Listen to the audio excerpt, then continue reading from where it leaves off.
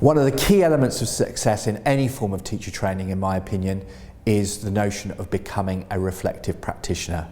So what I want to do is try and explain what a reflective practitioner might be. And the way that I'm going to do that is perhaps use a couple of examples. I had somebody on interview with us here a while back, and I asked them to explain if they'd seen any good teaching and explain what happened. And the person in question described their experience as the children queued up nicely, came in nicely, sat down nicely, worked for 45 minutes really nicely, got up nicely and left nicely, as you might guess. Now, I was a bit frustrated with this person because in my opinion they hadn't really been sufficiently analytical about it, so I asked them a few questions.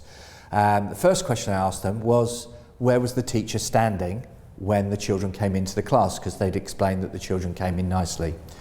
Funny you should ask that, Clive. What I noticed was the teacher was sort of not blocking the way for the children, but on entry, the children had to pass the teacher. My next question was there any dialogue between the teacher and the students? And funny you should say that, Clive. The teacher would be, tuck your shirt in and do your tie up, the normal sort of stuff. But also there was other questions about, Year 8 girls, you had netball last night, who scored all the goals? So there was an interaction. The person in question had said that the children sat down nicely, and so I asked, was there any work ready on the tables for them? Funny you should say that, Clive. There was work on all the tables, I noticed that. Was it the same work on each table, or was it different work on different tables? No, it was definitely different work on different tables. And at this point, my frustration is, reaching fever pitch, because they've seen a really good, start to a lesson, and it's been well organised. If there's different work on different tables, that means the teacher spent time doing something we call differentiation, which is matching the work to children's abilities.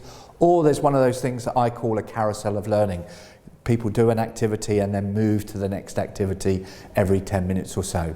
So this is a really well-planned lesson. And if all they can do is relate to me, then this was done nicely, this was done nicely, they've not really used the opportunity to be reflective, asking themselves, well, why does the teacher do that to get the best out of the children? Why do they act in a certain way? And that's the key to your success. So we would encourage you to do some school observation, and when you're doing some school observation, bear in mind that bit about being analytical. If you see somebody who you think is good in a classroom, start asking yourself those sorts of questions. Why do they behave in that way? Is it a teacher that is able to gain control of the classroom by raising their voice, or do they look at other strategies? Please focus in on becoming a reflective practitioner.